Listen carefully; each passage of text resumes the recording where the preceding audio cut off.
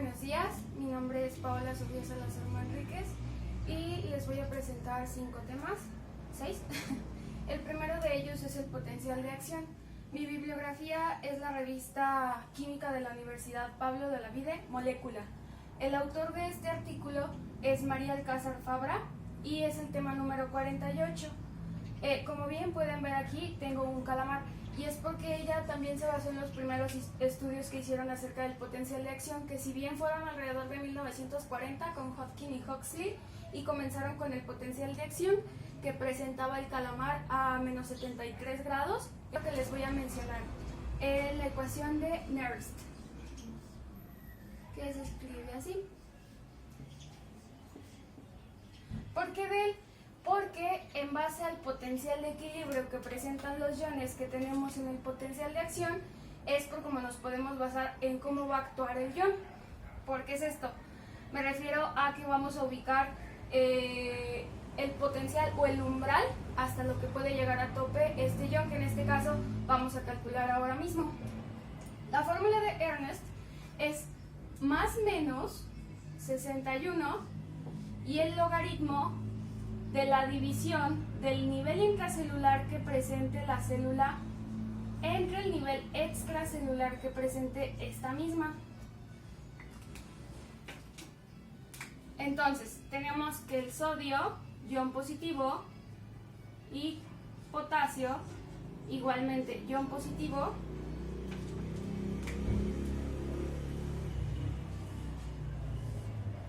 aquí está. Tenemos el nivel intracelular para ambos y el nivel extracelular. Ok, el sodio a nivel intracelular presenta la cantidad de 14 miliequivalentes por litro y el potasio presenta 140 miliequivalentes por litro.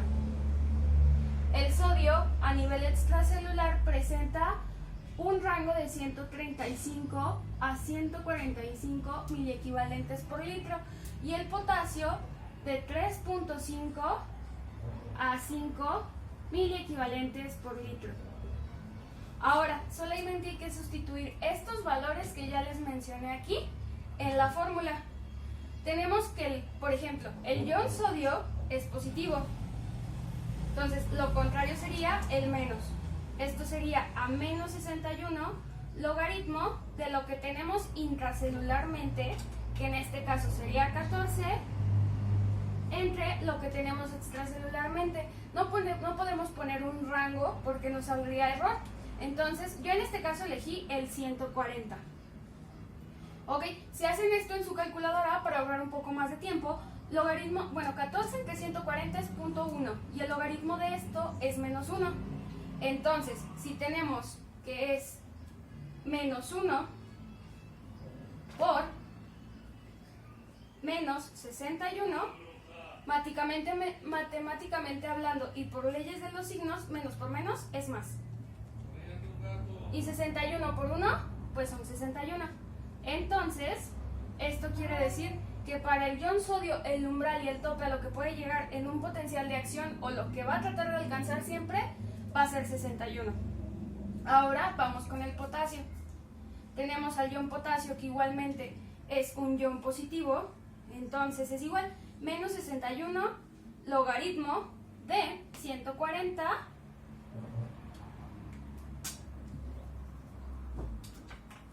lo voy a poner así para que lo distingan un poco más.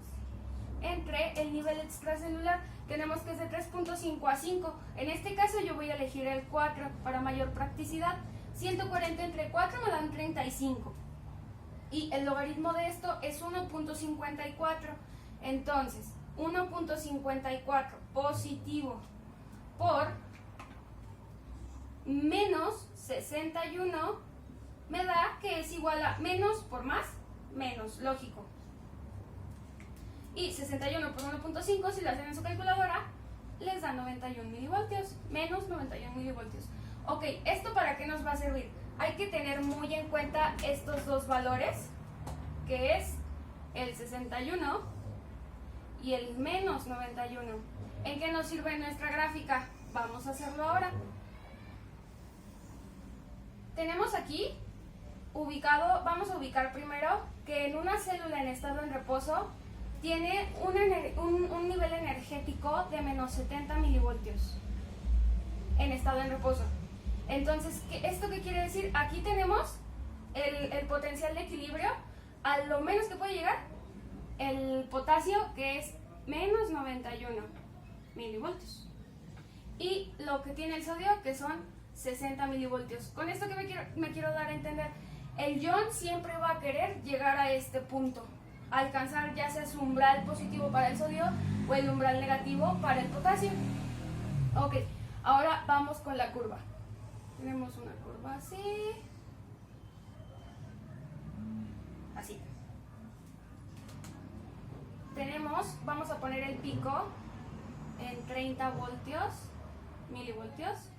Tenemos por aquí nuestro 0 y vamos a poner por aquí nuestro menos 55 milivoltios.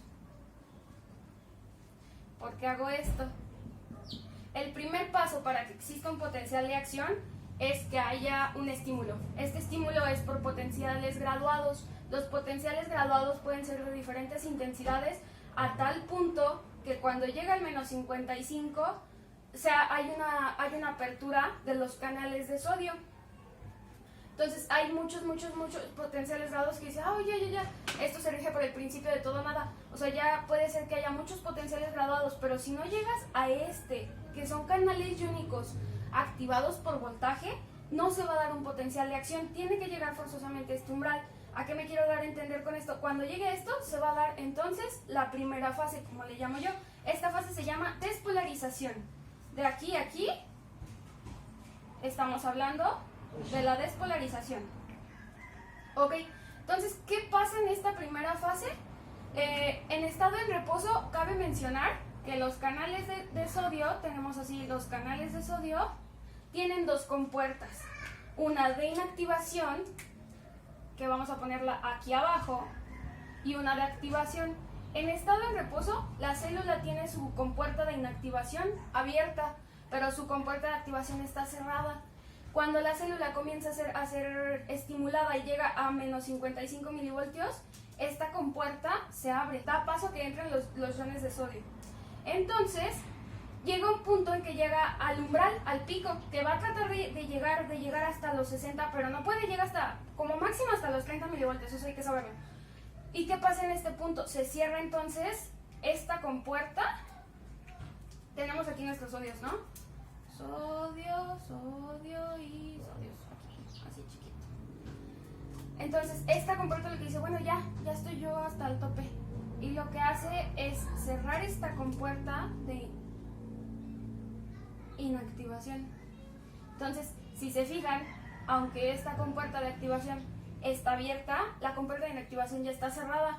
Y esto va a la par de la apertura de los canales de potasio. Los canales de sodio son más rápidos que los canales de potasio. Los canales de potasio son diferentes a los de sodio, tienen una única compuerta que se mantiene cerrada durante toda la despolarización hasta que llegamos al pico, hasta aquí. Y ya cuando llegamos a este umbral, entonces la compuerta de los canales de potasio se abre y entra ahora el potasio. Bueno, se va en favor a su gradiente. Entonces esto hace que la célula se vuelva nuevamente negativa. Y esta fase se llama repolarización. Se va a favor de su gradiente. Y listo. Aquí. Entonces, si se fijan aquí, es más negativa de lo que estaba al inicio, que hiperrepolarización. Aquí, ¿qué pasa? Para que se vuelva nuevamente a su estado en reposo, necesitamos ayuda de la bomba de sodio-potasio. Que esto pues es otro cuento, ¿verdad? Entonces, una vez que la célula ya llega otra vez a su estado en reposo, comienza lo mismo y vuelve a ser el mismo proceso. ¿Qué hay que mencionar de todo esto que les acabo de decir?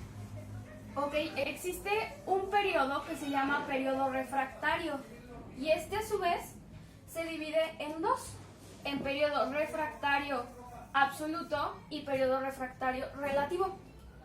Vamos a poner que nuestro periodo refractario, digamos que es hasta aquí, y se divide en dos.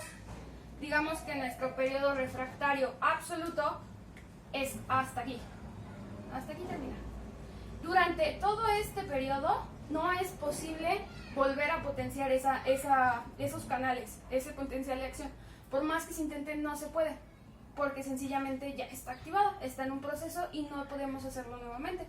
Y este periodo que está aquí es el periodo refractario relativo. Este periodo se puede volver a potenciar la neurona, o en este caso la célula, pero va a ser con más energía de la que teníamos anteriormente. ¿Por qué? Porque es más negativa de cuando estaba en reposo.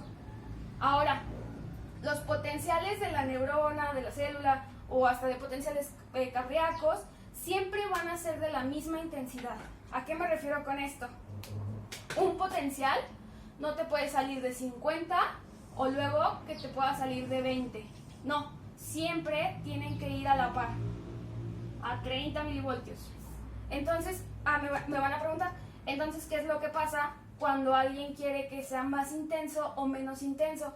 Lo que puede pasar es que el periodo refractario relativo se acorte. Es decir, si yo aquí tengo mi periodo relativo, este es mi potencial y luego lo tenemos aquí, lo único que hace la célula es generar periodos refractarios relativos más cortos. Pero esto es todo del mismo tamaño, porque esto se media gracias a las características que tiene el potencial de acción, no gracias a la cantidad o a la intensidad. Ok, vamos a ubicarnos en una neurona. Vamos a hacer una neurona aquí de este lado. Aquí. Los canales de sodio y de potasio se van a localizar a partir de la zona gatillo de la neurona. Zona gatillo. A lo largo. ¿En qué va a influir las partes de la neurona? Bien, si el diámetro, entre más extenso sea el diámetro del axón, porque es alrededor de todo el axón de la neurona, existen menor resistencia al paso de los canales. ¿A qué me refiero con esto? Entre mayor sea el diámetro de estos canales, mayor va a ser la velocidad. ¿Qué es lo que quiero decir con esto? Bueno, aquí por ejemplo tenemos canales,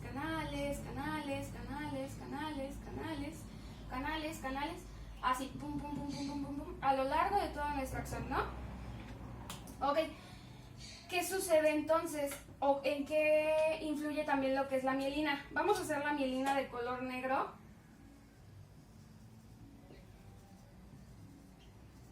Así más o menos.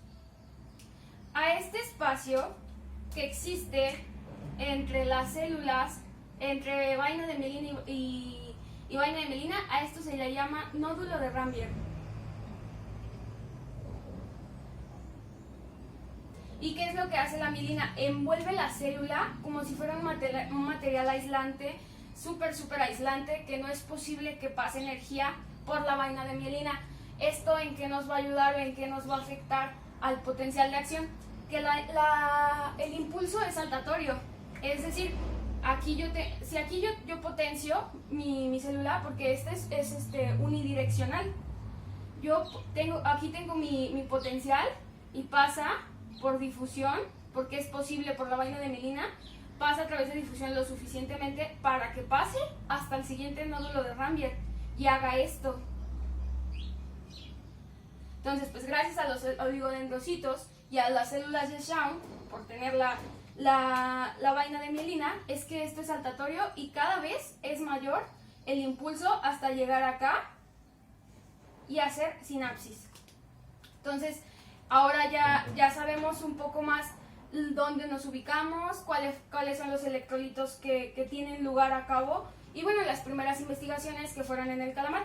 Ahorita en un momento más les voy a explicar la sinapsis, que es como bien el siguiente proceso de este episodio, vaya, y de ahí podemos hacer hasta varios ejemplos en base a los tipos de receptores que entran en que por ejemplo los canales de sodio son distintos a los canales de potasio, o que salen entre sodio, solamente entran no sé tantos potasios, y en qué nos beneficia para nosotros saber qué es lo que estamos buscando a partir de todo esto. Por ejemplo, si no tenemos un recubrimiento de vaina de mielina, pues el impulso no va a ser tan uniforme, porque va a ser solamente así.